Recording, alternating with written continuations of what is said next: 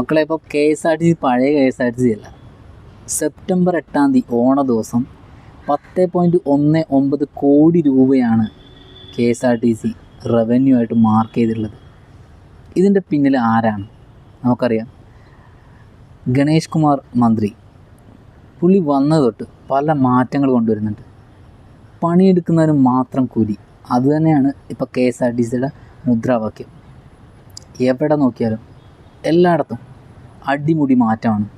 കഴിഞ്ഞ ദിവസം ഞാൻ കെ എസ് ആർ ടി സിയിൽ യാത്ര ചെയ്തു. എൻ്റെ കയ്യിൽ ലിക്വിഡ് ക്യാഷ് ആയിട്ടുണ്ടായിരുന്നില്ല. GPay കൊടുത്ത് ടിക്കറ്റ് മേടിച്ച്. ഇത് ഈ അടുത്ത് മാത്രമാണ് നിലവിൽ വന്നത്. അതുതന്നെ ഏറ്റവും വലിയ മാറ്റമാണ്. പലരും ലിക്വിഡ് ക്യാഷ് ഇല്ലാത്ത മൂലം യാത്ര ഒഴിവാക്കാറുണ്ട് ഒരു എമർജൻസി സിറ്റുവേഷൻ വന്നു കഴിഞ്ഞാൽ.